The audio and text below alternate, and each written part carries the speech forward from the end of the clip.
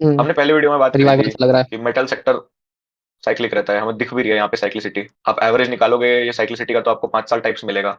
Again यहाँ पे अगर ब्रेकआउट भी आता है तो बाय साइक्लिसिटी भी मीन ऐसा नहीं है कि ये स्टॉक अपना साइक्लिक नेचर चेंज कर देगा। हम लोग का ऐसा मानना है कि ये ऊपर भी ऊपर के लेवल्स पे साइक्लिसिटी दिखा देगा फिर।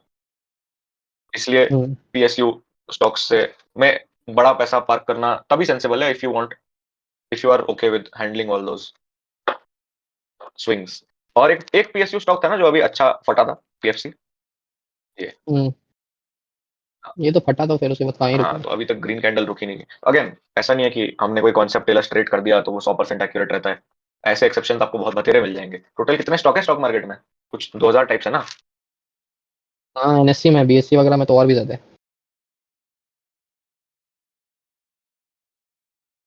टोटल लिस्टेड स्टॉक्स, ऐसी नहीं भाई, total total listed companies 2113 NSC में। बीएससी सब मिला मिला के 3500 के आसपास होंगे। तो वही हम्म। ऐसे स्ट्रक्चर आपको हमेशा हर सेक्टर में मिल जाएंगे जो एकदम कोई सेंस ही नहीं रख रहे हैं कि कुछ भी हुए जा रहा है उनके साथ। इसका मतलब ये नहीं कि वो पैटर्न काम नहीं करते, इसका मतलब है कि उनके एक्यूरेसी परसेंटेज के अकॉर्डिंग उन्हें ट्रेड करना होता है।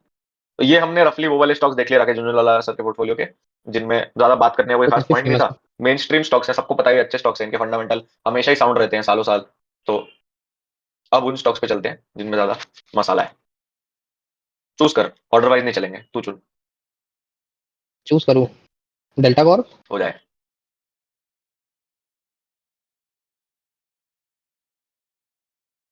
लग तो अच्छा रहा है ये। यहाँ पे मेरे को तो हमें मतलब कि सपोर्ट दिख रहा है। इसमें रिस्क लेने का थोड़ा मन है। Correct same. मतलब कैटेगरी भी इसी थोड़ी इंटरेस्टिंग इंटरेस्टिंग सी है। प्लस पैटर्न भी थोड़ा थोड़ा छोटा सा डब्ल्यू दिख रहा है वहाँ पे। हाँ, और मंथली टाइम फ्रेम पे स्टॉप लॉस बहुत छोटा है। वीकली टाइम मतलब फ्रेम पे बन चुका इतने है। बड़े टाइम फ्रेम पे 15-20 रुपए क्या ही बनता है। डेल्टा कॉर्प की वो भी तो इंटरेस्टिंग स्टोरी है ना कि ये जो बड़ा सा फॉल आया था, ये उसलिए आया था क्योंकि हम्म। गेमिंग टैक्स 28% कर दिया था। Gaming tax new budget circular states that online gaming companies must deduct 30% tax before distributing the winnings if it exceeds the threshold of 100 रुपए। तो ये न्यूज आने के जस्ट बाद, मतलब कुछ मिनट बाद, डेल्टा कॉर्प का स्टॉक टैंक कर गया था। 28% गिरा था वो शायद एक दिन में। हम्म। हाँ, पीक 28% गिरा था, क्लोज 23% डाउन पे हुआ था। वही गेमिंग टैक्स रिड्यूस होगा तो डेल्टा कॉर्प बेनिफिट करेगी। अब मेरे को एक अच्छी बात क्या लग रही है कि जो भी न्यूज है ये सपोर्ट रिस्पेक्ट हो रहा है। अभी फिलहाल जो स्टोरी चल हम्म। रही है वो ये सपोर्ट के ऊपर ही चल रही है। एंड हमने लास्ट वीडियो में वो फिबोनाची वाला कॉन्सेप्ट डिस्कस किया था। तो इफेक्टिवली हुआ क्या है यहाँ पे, ये जो बड़ी रैली है उसके 50% लेवल पे फाइट चली, और वो फाइट ऊपर की तरफ फेक ब्रेकआउट दी, और अब सेलर्स हावी पड़ रहे हैं।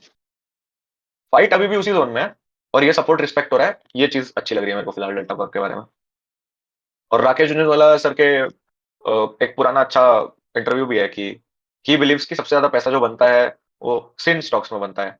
ऐसे स्टॉक्स जिनमें कोई ना कोई ग्रीड इन्वॉल्व हो लोगों का, जैसे अल्कोहल, जैसे गेमिंग कैसीनोज, वो सब।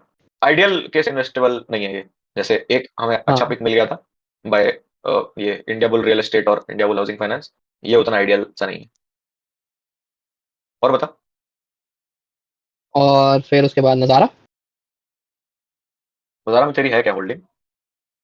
हाँ, मेरी है। नज़ारा में होल्डिंग है। मैंने नज़ारा को इस पॉइंट पे ऑब्जर्व किया था, और किसी से तो मैं डिस्कशन करी थी कि अभी हमें नज़ारा को होल्ड करना चाहिए ये ब्रेकआउट पे। आई थिंक वही मार्च के अराउंड, नहीं अक्टूबर के अराउंड। ये अक्टूबर के कैंडल है ना। हम्म। हाँ, हाँ अक्टूबर 2022 के अराउंड नज़ारा की हमने डिस्कशन करी थी कि ये होल्ड करने लायक स्टॉक है, और इसने ये वाला सपोर्ट रिस्पेक्ट कर दिया। Very good structure. Not investable as of now क्योंकि थोड़ा सा परसेंटेज वाइज दूर निकल गया है अपने लेवल से। कितना निकल गया? 25% दूर निकल गया। But very good stock. किस चीज की कंपनी है नज़ारा? गेमिंग की है ना? आईटी आईटी आईटी यार कंपनी। जहां तक मेरे को याद है नज़ारा टेक्नोलॉजीज, हाँ, उसका गेमिंग में भी कुछ है। जो इंडिया में वो इवेंट्स नहीं होते गेमिंग के, वैलो पबजी वगैरह के, कौन सी कंपनी है वो? Sky sports. Sky sports. हाँ, नज़ारा स्काई स्पोर्ट्स में टेक्नोलॉजी का, Steam का। नज़ारा टेक्नोलॉजी का ही वो है। हाँ, नॉर्डविन गेमिंग और स्पोर्ट्स कीड़ा, हाँ, ये नॉर्डविन। दोनों नज़ारा टेक्नोलॉजीज का ही वो है, सब्सिडरी। ये नाम आप लोगों ने पहले सुने होंगे, नॉर्डविन गेमिंग तो पक्का सुना होगा जो भी पबजी वैलो या सीएसगो फैन है। यही फॉलो करते मोस्टली हैं। इंडिया में सारे टूर्नामेंट्स कराते हैं, और स्पोर्ट्स कीड़ा इंडिया की लार्जेस्ट स्पोर्ट्स वो है, information blogging giving website. Website. हाँ, तो नज़ारा is a really cool company इनके पोर्टफोलियो में। नेक्स्ट मैं चुनता हूँ कोई, TV18। The TV18 is very interesting. TV18 का प्राइमरी स्टेक किसके पास है? हाँ, शायद अंबानी जी। ओ, हाँ, RIL ने मर्जर तो कुछ किया है, तो वही इनका TV18 एक अच्छे ग्रुप के अंडर आता है, तो वहां इसकी स्टोरी में थोड़ी हेल्प हो जाती है। तो लेट्स डिस्कस कि TV18 के बारे में पॉजिटिव्स क्या क्या है। पहली चीज कि एक अच्छे ग्रुप के अंडर आता है, रिलायंस ग्रुप। अब जब भी कोई ऐसा नया इन्वेस्टर आता है मार्केट में, उसके उनमें सबसे पहला अप्रोच क्या होता है भाई? टाटा ले लेते हैं, टाटा ग्रुप की कंपनियां, रिलायंस ले लेते हैं, अडानी ले लेते हैं। हम्म, तो मास अट्रैक्शन वहां से पुल कर लेता है ये। दूसरा, वन वेरी गुड थिंग जो इसके लिए वर्क कर रही है, इसकी अब ये जो OTT प्लेटफॉर्म्स हैं उनमें भी TV18 आने लग गया है, जो कि बाकी मीडिया प्लेटफॉर्म्स जो हैं जैसे डिश टीवी वगैरह, वो लोग OTT प्लेटफॉर्म्स की तरफ अपना कोई वेंचर या बिजनेस वर्टिकल निकालने में स्ट्रगल कर रहे हैं। TV18 बहुत कंफर्टेबली आ गया क्योंकि इनका भाई कैपिटल है इतना। दूसरी जो सबसे मस्त चीज इनके फेवर में है अभी, वो है निफ्टी मीडिया का स्ट्रक्चर। निफ्टी मीडिया एक इंडेक्स है। ये इंडेक्स बेसिकली बताता है कि ओवरऑल मीडिया सेक्टर कैसा परफॉर्म कर रहा है। इसके बारे में क्या थॉट्स है तेरे? ये मतलब अगर किसी ने हमारे पुराने वीडियोस देखे हैं तो उसे समझ में आ गया होगा कि मतलब ये काफी परफेक्ट डब्ल्यू भी दिख रहा है, इन इन्वेस्टिंग भी दिख रही है, प्लस इसको लोग ज्यादा ट्रैक भी नहीं करते हैं। सो देखते हैं, मेरे हिसाब से काफी अच्छा बेट हो सकता है तो राकेश आने वाले झुनझुनवाला टाइम में। सर के पोर्टफोलियो से अगर हमने एक टेकअवे लिया है कि उधर जाओ जिधर बहुत ज्यादा लोग नहीं जा रहे हैं। ज्यादा पब्लिक नहीं है। हाँ, तो फिलहाल हाँ। हमारे ओपिनियन में मीडिया सेक्टर वो सेक्टर है जिधर बहुत पब्लिक नहीं है। तो मीडिया सेक्टर के बारे में ये अच्छी चीज है कि वो सेक्टर ऑलरेडी काफी पिटा हुआ है। इंडिया का कोई भी ऐसा सेक्टर जो बहुत पिटा हुआ है, मेरे राय में वो कभी ना कभी ऑल टाइम हाई टच करेगा, क्योंकि इंडिया इज अ कंट्री जिसका हर सेक्टर ऑल टाइम हाई मारता है। तो वही सेक्टर पे बिलीफ वाली स्टोरी है, इसलिए TV18 sounds like an interesting stock. और तेरा कोई पिक ये पोर्टफोलियो जिस पर डिस्कशन करनी चाहिए? Auto India. Auto industries. Hmm. हाँ, सेम ऑटो उस पे इंडिया। ज्यादा डिस्कशन, मतलब अब तो लोगों को आई थिंक अच्छा आइडिया लगने लग गया होगा कि कौन से स्ट्रक्चर्स पहले से देख रखे हैं। तो यही ये DLF का पुराना वाला पैटर्न। नॉट जस्ट DLF यार, ऐसा कोई और स्टॉक भी अगर सिमिलर स्ट्रक्चर बनाता है तो हम लोग उसकी भी बात कर सकते हैं। जोमेटो भी शायद वीकली चार्ट पे ऐसा ही कुछ स्ट्रक्चर बनाएगा, बट जस्ट दैट उसने ये रिटर्न बहुत जल्दी दे दिया, बहुत कम टाइम में। बट इफेक्टिवली जोमेटो का स्ट्रक्चर भी ऐसा ही है वीकली चार्ट पे। बहुत ज्यादा पिट गया, नीचे एक बेस फॉर्म हो रहा है, बेस फॉर्म होने के बाद धीरे धीरे अब रैली चालू हुई है। सिमिलर स्टोरी है, बस मंथली चार्ट पे। ए बस प्लस एक क्लासिक वो हेड एंड शोल्डर दिख रहा है, कहाँ पे? तो हाँ, यहीं पे। This is the head and shoulders pattern. ठीक है, और अभी अभी ब्रेकआउट आया, तो ये इन्वेस्टेबल भी है हेड एंड शोल्डर के अकॉर्डिंग, है ना? हम्म। इसको टॉप, तो ऐसे स्टॉक्स जो कि इन्वेस्टेबल है उनको अलग से लिख लेते हैं। तो ये तो सारे हटा रहा हूं मैं क्योंकि ये करेंटली इन्वेस्टेबल नहीं थे। इसके जो ये रेड कैंडल्स हैं ये बहुत ब्रूटल है। इसके रेड कैंडल्स जो हम्म। ब्रूटल थे वो बहुत पुराने थे। तो मैं हाउसिंग को निकाल रहा हूँ एंड रियल एस्टेट को रख रहा हूँ, क्योंकि इसका स्ट्रक्चर उससे थोड़ा बेटर लग रहा है। कम स्टॉक्स रखेंगे अगर अपन अपने टॉपिक्स, तो वो लोगों को भी परसीव करने में बेटर रहेगा। चलो, ऑटो इंडिया को इन्वेस्टेबल कैटेगरी में डाल दिया। Agrotech foods. Agrotech foods position बना सकता है इसमें, बट फिर भी अगर मेरे पास बेटर चॉइस है तो देख सकते हैं। कहीं ना कहीं इसका डाउन ट्रेंड तो कभी आया नहीं है, एंड रैली दिख रही है। प्लस इस स्टॉक को कोई दूर दूर तक पहचानता तो है नहीं। यस, दूसरी चीज अभी वो 50% जोन के ऊपर चल रहा है, तो बुलिश बायस रहेगा इसमें भी। RPEL, इसको टच करेगा तू? नहीं नहीं, हटा देते हैं, मैं दूर से ही देख लूंगा। बट एक बार देख लेते हैं what is this company about. Raghav productivity enhancers. Raghav answer, नाम बड़ा अच्छा है। वही, रैमिंग हमारी मास भी थोड़ी कर दें इंडस्ट्रीज, इंक्रीज तो। स्टील फाउंड्रीज और इंसिनरेशन प्रोडक्ट्स। अच्छा, मेट्रो ब्रांड्स, ये कोई फैशन की कंपनी है क्या? नाम से तो लग रहा है, बट ये वो मेट्रो नहीं है जिस मेट्रो को जानते हैं हम। ओ ऐसा, आर यू श्योर? हाँ, मतलब ये मेट्रो मंथली शूज चार्ट से तो फिर मैं शायद पहचान नहीं पा रहा। Is a multi brand footwear retail company based in Mumbai.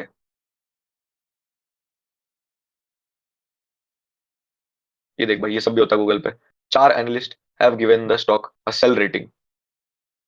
Sell rating, अच्छा अच्छा, अभी इसका चार्ट चार्ट देखा है जरा, कितना 4 क्वार्टर इसमें सेल रेटिंग। कब से ऐसे दे रहे स्टॉक हैं को ये लोग स्मैश सेल कर लोग। रेटिंग? देखते हैं कब दिया इन्होंने सेल रेटिंग भाई। ये कब का आर्टिकल है? 16 जैन। अच्छा, अभी का ही है। डेट भाई एनालिस्ट एनालिस्ट तो कुछ भी लिखते रहते हैं भाई। ठीक है, मेट्रो ब्रांड्स सिंपल में सी भी ज्यादा बात है, कुछ अगर बात करने को है नहीं एनालिस्ट अपने पास। तो एनालिस्ट करोड़पति होता, सही बात। क्या करेगा वो इस कोई भी चैनल वगैरह पे काम करके। बिल केयर, ये तेरा हेड एंड ये शोल्डर मिल गया। ये मेरे को थोड़ा अच्छा लग रहा है, मतलब इसमें थोड़ा सोच रहा हूँ कुछ कर है सकते तो हैं। काफी सही। अगेन हेड एंड शोल्डर में ड्रॉ कर देता हूँ, ऐसा ऐसा ऐसा। तो हाँ, ये लुक्रेटिव तो लग रहा है। ये स्टॉक सिर्फ बीएससी पे एनएससी पे नहीं, इसकी हिस्ट्री देखते हैं थोड़ी सी। ये इसके साथ हुआ क्या है? इस 1760 रुपए का ये स्टॉक तो 90 रुपए आ गया। मतलब ये दिखाता है कि हाँ क्यों हमारे क्यों रिस्क मैनेजमेंट करनी चाहिए? पेरेंट्स है वगैरह क्यों बोलते हैं कि स्टॉक मार्केट से दूर रहो। Bill care alleges cartel behind price crash।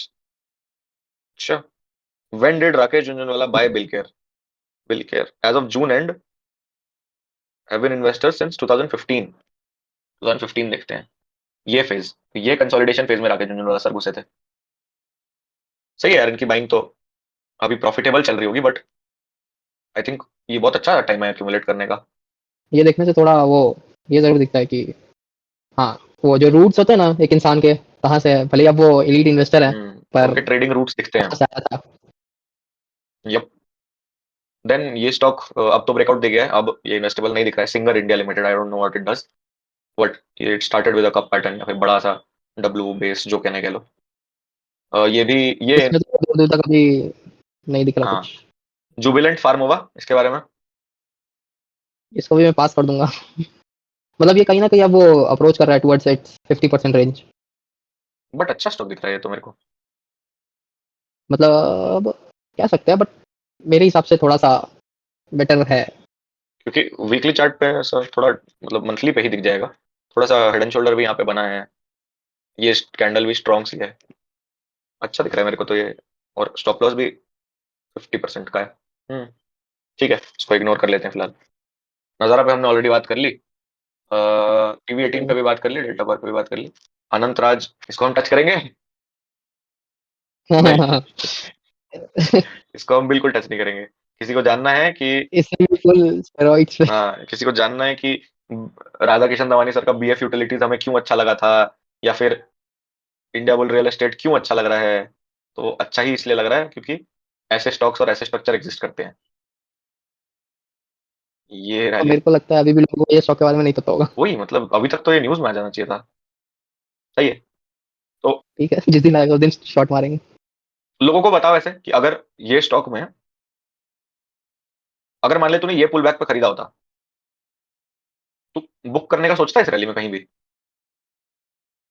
यही इश्यूज होते हैं ना इन रैली में कि ये जो रैली है ना, अभी जब तक कोई पुल बैक नहीं दिखता तब तक ना कोई हमें ट्रेलिंग पॉइंट मिलता है, ना ही कोई। अब ऐसा है ना कि अगर मैं इस पॉइंट पे बेच दूंगा ना तो लोगों मेरे को को ऐसा जल्दी फोमो रहेगा कि से थोड़े 1 मिनट में समझा दे ट्रेलिंग क्या होती है। ट्रेलिंग मतलब कि एक ऐसा पॉइंट जहां पे मेरे को दुख नहीं होगा कि हाँ इसके नीचे चला गया तो मेरे को जितना लॉस हो रहा था या प्रॉफिट हो रहा था उससे मैं निकल जा रहा तो हूँ। लेट से तूने सपोज से यहाँ मैं पे खरीदा है एंड स्टॉक 70 रुपये मैंने रख लिया है यहाँ पे चल रहा कि है अगर स्टॉक, तो यहाँ पे तू कह रहा है कि बीच में कुछ छोटी मोटी हरकत नहीं हुई है जिसके नीचे तू अपना स्टॉप लॉस ऐसे शिफ्ट कर देता, जिसको ट्रेलिंग भी कहते हैं अपन, जिससे कि तेरा दुख कम हो जाता। यहाँ पे पूरी रैली ऐसी है कि छोड़ना ही पड़ेगा स्टॉक को, उसको जो करना है करे। हाँ मतलब इसका एक तो वो ऑल टाइम हाई वो क्राइटेरिया में चल रहा है और उसका हाँ, ऑल टाइम हाई कहाँ रुकेगा वो भी नहीं पता है। ट्रू, तो फेयर। जैसे वो चार्ट अभी हमने देखा ना कि हिस्ट्री में जा रहे थे तो ये क्या हुआ, 700 रुपये का स्टॉक यहाँ आ गया 1700, 80 रुपये पे, 1700। 1700 रुपये का वही। 80 रुपये पे। तो ऐसे ही होता है जब पंप होना स्टार्ट होता है स्टॉक्स तो कहाँ जाके कहाँ रुके कोई नहीं जानता। फेयर। ठीक है, तो अनंत राज को भी हटा देते हैं। DB realty, again realty sector का स्टॉक है। रियल्टी सेक्टर पे अब ज्यादा बात नहीं करेंगे, हम ऑलरेडी बहुत कुछ बुलिश बुलिश चीजें बोल चुके हैं। तुम लोग को खुद समझ आ रहा है इधर क्या स्ट्रक्चर बन रहा है, अब क्या नहीं है बन रहा है। मैं ड्राइंग कर देता हूँ थोड़ी सी, अगर देखना है। अच्छी लगेगी। हाँ, ये रहा हेड, ये रहा मुंह, ये रहा दूसरा शोल्डर, और ये रहा ब्रेकआउट, और फिर dB realty delete. CRISIL, how does this? CRISIL CRISIL क्या काम करता है? ये मेरे को नहीं पता। क्रिसिल मार्केट लीडर है क्या? इतना अच्छा सस्टेनेबल रैली कैसे आ रहा है? क्रिसिल शायद रिपोर्ट वगैरह निकालते हैं कोई चीज़ की। One stop solution for background operation financial rating. अच्छा हाँ, क्रिसिल रेटिंग वगैरह आती है ना। हम्म, एक बार टिकर टेप पे चलते हैं। आई थिंक क्रिसिल का लोग अभी स्टॉक मार्केट में एक्सेसिवली पार्टिसिपेट किए हैं, तो क्रिसिल का काफी बेनिफिट हुआ होगा। FY 20 के बाद हाँ, इनका 2,000 करोड़ का टर्नओवर एक बढ़ गया है, और नेट इनकम भी मतलब एक स्टेबल ग्रोइंग कंपनी सी दिख रही है मेरे को, अच्छी जितना स्टेबल कंपनी दिख दिख रही है रहा है भाई। मेरे को। हम्म। बट अब 2014 से ईयर ऑन लेकर ईयर बढ़ रहा है। 2014 से लेकर 2020 तक वो 200 शेयर करके बढ़ रही थी। अभी लास्ट 3-4 साल में सीधा 1,000 करोड़ बढ़ रही है, लास्ट 3 साल में। तो that is I think because इतने पार्टिसिपेंट्स का इन्फ्लक्स है, और ऑफ कोर्स इन लोग का कैश फ्लो हमेशा पॉजिटिव ही रहेगा, बढ़िया है भाई। इनके कंपेटिटर्स हैं बीएससी। एक्चुअली बीएससी और सीडीएसएल इनके कंपेटिटर्स भी नहीं है। हम्म। इनके होल्डिंग बीएससी। इनकी होल्डिंग में फॉरेन इंस्टीट्यूशंस होल्डिंग बढ़ाए जा रहे हैं, प्रमोटर का कांस्टेंट है, म्यूचुअल फंड्स भी बढ़ाए जा रहे हैं। ओवरऑल अच्छी कंपनी है, बट आई डोंट थिंक, अब वही सेम बात, इधर सब लोग भाग रहे हैं तो इधर इन्वेस्टेबिलिटी इसको कम छोड़ दिख रही देते है। हैं। करेक्ट, हम लोग छोड़ देंगे इसको। कॉनकॉर्ड बायोटेक, ये क्या है? इसको तो दूर से ही बाय बाय। ये तो पता नहीं कब आया है। और कहीं हम लोग को कुछ डेली चार्ट में घुसने लायक मिल जाता अगर उस टाइम देखे होते, तो यहाँ कहीं घुसने का प्लान करते, या यहाँ कहीं घुसने का प्लान करते। अभी तो टचिंग वचिंग नहीं करनी इसको। जियोजीत फाइनेंशियल मंथली चार्ट, इस पे बताओ। इस पे कर सकते हैं मेरे हिसाब से। इस पे जिसके पास स्टॉप लॉस देने की वो है कैपेसिटी 50% से ज़्यादा, वो इसको कर सकते हैं, क्योंकि अपना ऑल टाइम हाई टच करने को है, 50% जोन से ऊपर है। थोड़े सारे ट्रू, बॉक्सेस टिक करते हुए करेक्ट। दिख रहे हैं। एक बार इसकी थोड़ी सी हिस्ट्री देखते हैं, पैटर्न्स की एक्यूरेसी का एक फेलियर केस। अगेन इसने सेम वो डीएलएफ वाला स्ट्रक्चर बनाया, या फिर अनंत राज वाला स्ट्रक्चर बनाया, एंड ये जो ब्रेकआउट हुआ है फेल्ड ब्रेकआउट हुआ। ये फेल्ड ब्रेकआउट में हम कहाँ एग्जिट कर सकते थे? अगर हमें मान लो ये ब्रेकआउट हो गया, हमने कहीं पोजीशन यहाँ बनाई थी, अगर हमें ये ब्रेकआउट से एग्जिट मारना है कि हम ये पूरा डेंट सफर ना करें, तो ये जो एम पैटर्न बना यहाँ पे काफी लोग एग्जिट कर जाते हैं। ये भी काफी बड़ी ब्रूटल कैंडल के साथ बना है। तो एम, अगेन हमने डिस्कस किया, नीचे के साइड डब्ल्यू एक साइन ऑफ रिवर्सल रहता है, वैसे ही जब कोई स्टॉक ऊपर चढ़ रहे रहते हैं तो एम एक साइन ऑफ रिवर्सल रहता है with a certain percentage accuracy, and that is how it works. इसका डाउनसाइड में सपोर्ट हर बार रिस्पेक्ट हो रहा है यार, ये तो अच्छी बात है। प्लस इसने साइकिल भी देखी हुई है, डाउन ट्रेंड, अप ट्रेंड। इसकी हिस्ट्री अच्छी है। तो ये इन्वेस्टेबल पॉइंट लग रहा है, लेकिन बड़े एसएल के साथ। अप फ्रंट ये 50-60% तक फिफ्टी मिल फिफ्टी रहा है। फाइव परसेंट 55% का एसएल लेके ये स्टॉक अच्छा पुल लग रहा है। इसको भी मैं स्टार कर लूंगा, इन दोनों को यहाँ से हटा के। एग्रोटेक को मैं अपनी तरफ से स्टार रखना चाहूंगा, क्योंकि मेरे को ये इन्वेस्टेबल लग रहा है। How does Star Health look to you right now?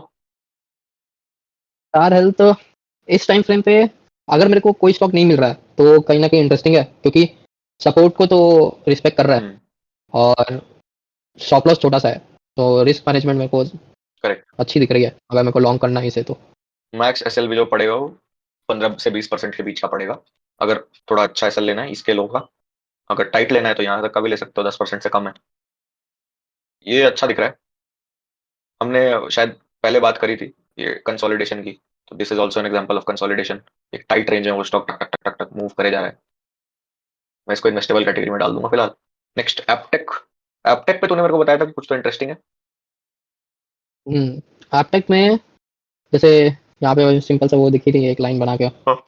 इसने कब विथ हैंडल बनाया, उसका ब्रेकआउट दिया, उसको फेल किया, अगेन ब्रेकआउट दिया, अब वो रिटेस्ट करने आया है, एंड फिर इस पे वापस अपवर्ड रैली स्टार्ट सी दिख रही है। तो बेसिकली यहाँ पे तो जो भी लफड़े चल रहे हैं उसको इग्नोर करके हम कह सकते हैं कि यहाँ पे इसका प्राइस देखो, प्राइस वही है जो यहाँ से ब्रेकआउट करके हुआ था। तो अगर सिमिलर प्राइस है तो ये भी एंट्री बनाने लायक हमारे लिए लेवल है विद यहाँ का एसएल, है ना?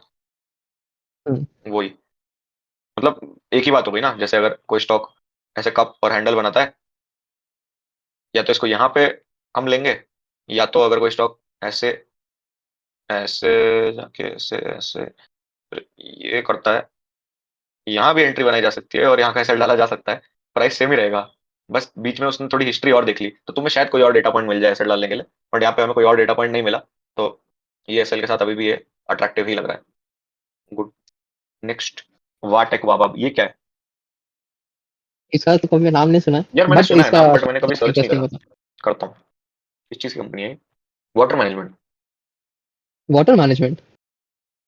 अच्छा, डब्ल्यू ए टेक, पता नहीं। इनके कंपेटिटर्स हैं इंडियन ह्यूम पाइप कंपनी और फिलिक्स इंडस्ट्रीज। वाह, फिलिक्स का चार्ट तो इधर इंटरेस्टिंग दिखा रहा है भाई, इनके कंपैरिजन देखते हैं। फिलिक्स में तो वो भी स्टेरॉइड्स पे चल रहा तुझे फिलिक्स के बारे में पता है? है। हाँ, कुछ दिन पहले ही देख मेरे रहा को था नहीं मैं। पता, मैं देखता हूँ अभी उसका चार्ट तेरे साथ। पहले बता इसके बारे में क्या ओपिनियन है तेरा? इसके बारे में कि इसको थोड़ा अवॉइड कर सकता हूँ मैं, क्योंकि इसने डब्ल्यू के बैटिंग का ब्रेकआउट दे दिया है, एक पुल बैक भी दे चुका है। अब अगर ये सेकंड पुल बैक मेरे को दिख रहा अगर घुसने लायक था तो ये पुल बैक के बाद तू ट्राई करता ना। है। अगर मेरे को घुसना होता तो। एक बार इसके कंपेटिटर फिलिक्स का भी चार्ट देखते हैं।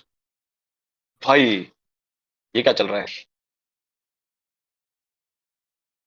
अबे डेली चार्ट में या इनमें वॉल्यूम भी होता है या सर्किट? हाँ, सर्किट पे सर्किट लग रहे हैं देख। सर्किट मारता है, सर्किट मारता है। कोई बात नहीं भाई, हम पहले सिर्फ कहते थे कि ये हम्म। स्टॉक्स में नहीं घुसना चाहिए, अब हम खुद एक में हैं।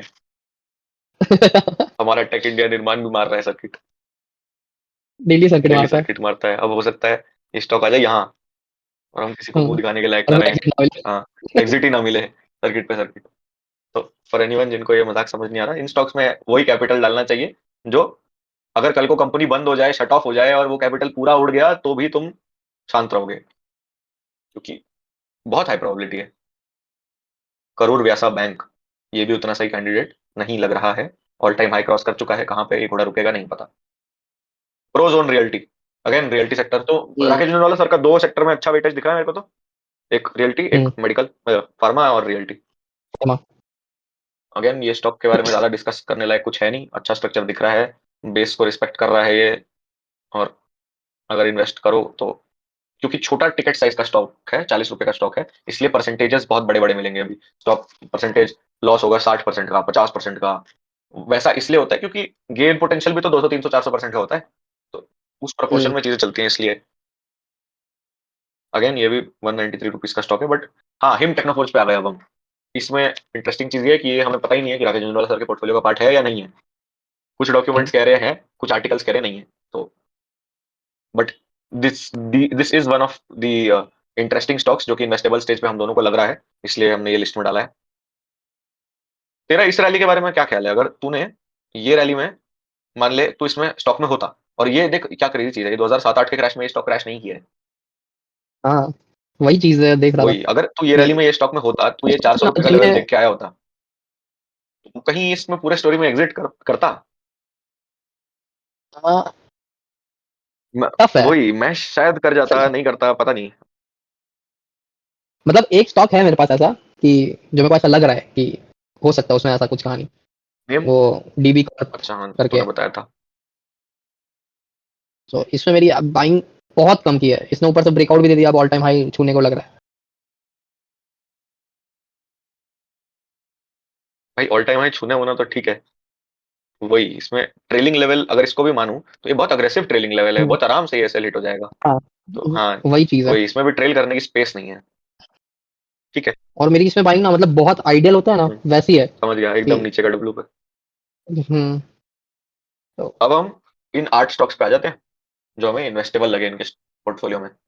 एक चीज ट्राई करते हैं जो हमने बाकी इन्वेस्टर्स के उसमें नहीं करा है, रिसर्च में नहीं किया है। ताकि लोगों को कुछ नया टेक अवे मिले।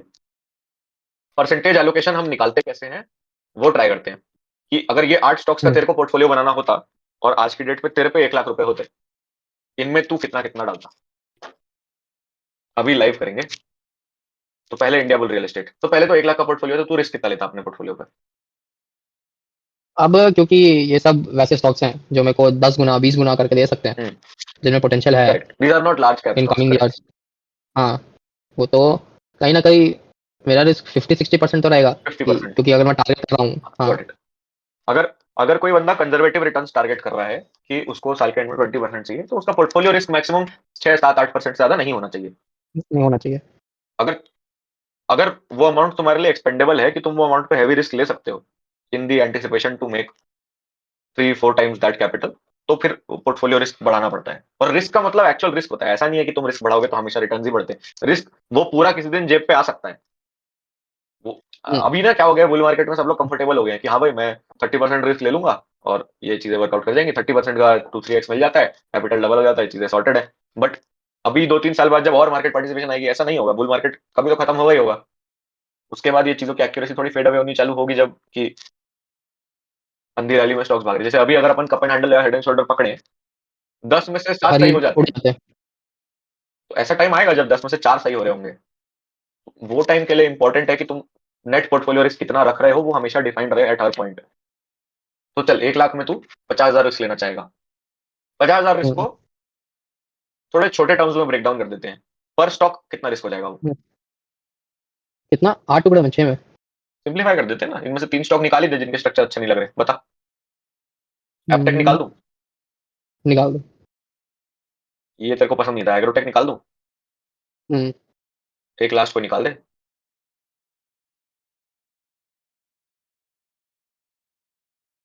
तार निकाल देते हैं। चलो स्टार हेल्थ निकाल देते हैं। 5 स्टॉक्स मिल गए सबकी। अब टॉप टू बॉटम चलते हैं। इसका परसेंटेज एसएल कितना है? ये है 50% वाला, ठीक है। 50% एसएल।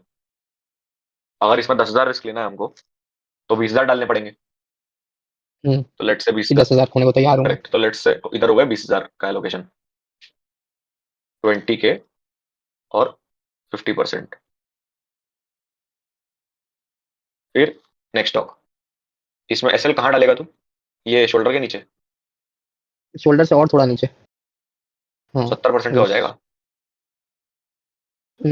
अगर कम करना है तो फिर ठीक है, 60 मैं रख लेते हैं। शोल्डर के नीचे कर लूंगा। हाँ, 60 ठीक है। 60%, 60% में तेरे को 10,000 कोने हैं, तो कितना हो गया?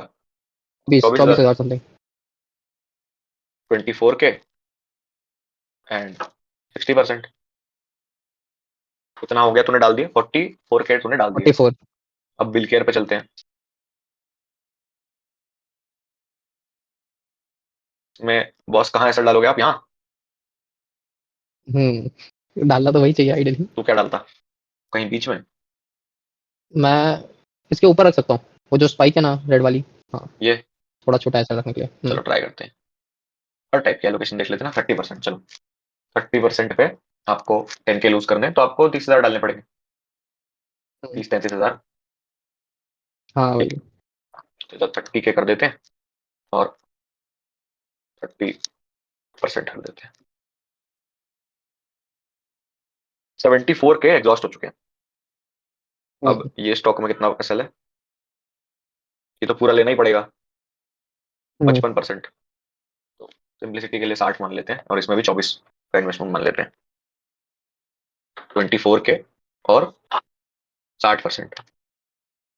अब हुआ क्या, इफेक्टिवली हमारे 1 लाख हो गए एग्जॉस्ट। हम्म, लास्ट स्टॉक के लिए पैसे नहीं बचे। इस सिनेरियो में क्या करना होता है, या तो हर स्टॉक का रिस्क कम कर दो थोड़ा, ताकि एक और स्टॉक के लिए जगह बना सको। रिस्क कम करोगे तो प्रोपोर्शनेटली कैपिटल भी कम डालोगे। रिस्क परसेंटेज कम नहीं करना, वो स्टॉप लॉस तो फिक्स रहना चाहिए, बट जो एलोकेट कर रहा है तो अमाउंट, उसको सेम परसेंटेज से अगर कम वो कर कम देंगे, करना है। तो अगले स्टॉक के लिए अकोमोडेट हो जाएगी चीजें। वैसे तो अभी के अभी तेरा 40,000 का रिस्क एक्सपोज हो चुका है। अच्छी हाँ, चीज क्या हुई कि लाख रुपए के पोर्टफोलियो पे तूने 40% का एसएल लिया, जबकि तू तैयार था देने को 50-60%। अब इसमें अच्छी चीज क्यों है ये, हम्म, कि पहले तो तेरे सारे ट्रेड्स हो गए। ये वाला चलो नहीं हुआ, निकाल देते। कुछ ऐसे स्टॉक्स मिल सकते हैं इसमें जो कि सर्किट मारेंगे, जैसे ये वाला।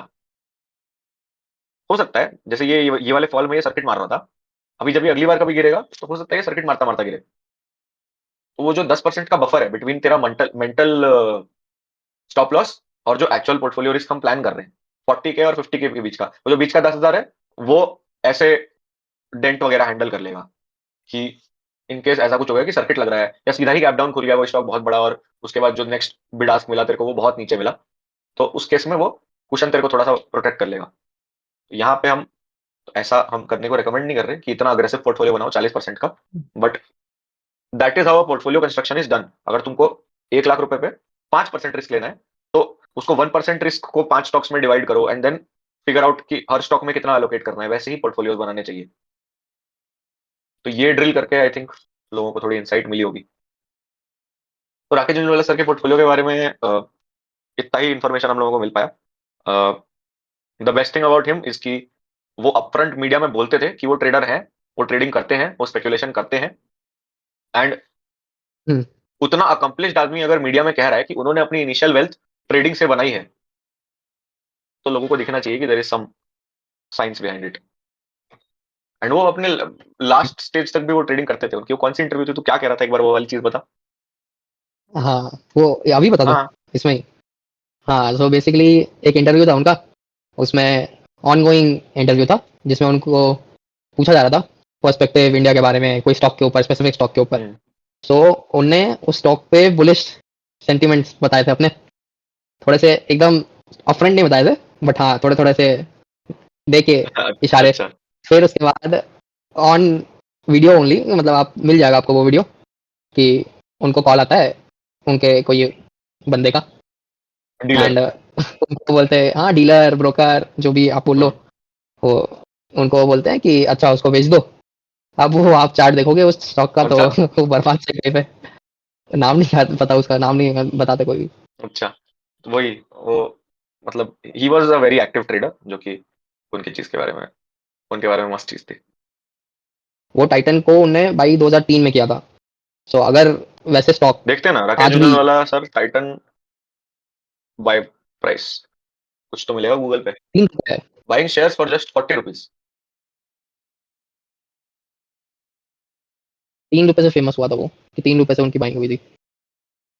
2003 की बाइंग, बाप रे। भाई, इनफैक्ट अगर उस टाइम पे भी बाप स्ट्रक्चर रे। देखोगे ना आप, तो आपको कुछ दिख जाएगा। अरे भाई, जिस टाइम उनकी बाइंग है टाइटन की, उस टाइम सबसे बढ़िया कप एंड हैंडल बन रखा है। जो आज तक कभी नहीं आ वाह। रहा। वो he was one of those investors या ट्रेडर्स जिन्होंने गट फील बिल्ड कर लिया after staying in the market for so long, and इतने टाइम तक वो मार्केट में थे and इतना पैसा उन्होंने बना लिया कि उसके बाद तो अब गट फील ना भी हो तो वो जिधर पैसा डाल रहे हैं उधर मार्केट फ्लो आ ही जा रहा है। तो हाँ, एक पॉइंट के बाद तो फिर उनके उनको सोचना भी इंटरेस्ट नहीं के पड़ेगा। पीछे लोग रहते हैं। करेक्ट। अब वो खुद ही न्यूज फ्लो जब बन चुके हैं तो फिर तो क्या ही बच गया, फिर तो कहीं भी डालो। तो सही है। This was it for Rakesh Jhunjhunwala sir's episode. अपन नेक्स्ट वीडियो में एक और इंटरेस्टिंग इन्वेस्टर स्लैश ट्रेडर है क्या, विजय केडिया सर? नहीं, हाँ वो ट्रेडिंग नहीं करते हैं। देखते हैं। देखते हैं, करनी पड़ेगी और रिसर्च थोड़ी। तो नेक्स्ट वीडियो में एक नए इन्वेस्टर्स के साथ, एक नए एलीट इन्वेस्टर के साथ मिलते हैं। That is it. ये इस वीडियो का एंड है। थैंक यू फॉर यूट्यूब पे इतना अच्छा फीडबैक देने के लिए। हम लोग को काफी व्यूज आ गए। हम लोग का ये डैशबोर्ड कहाँ से दिखता है वो कंटेंट, हाँ, हम लोग के वीडियोस भाई अभी बैठे बैठे इतने व्यूज आ गए इस पे। 500 क्रॉस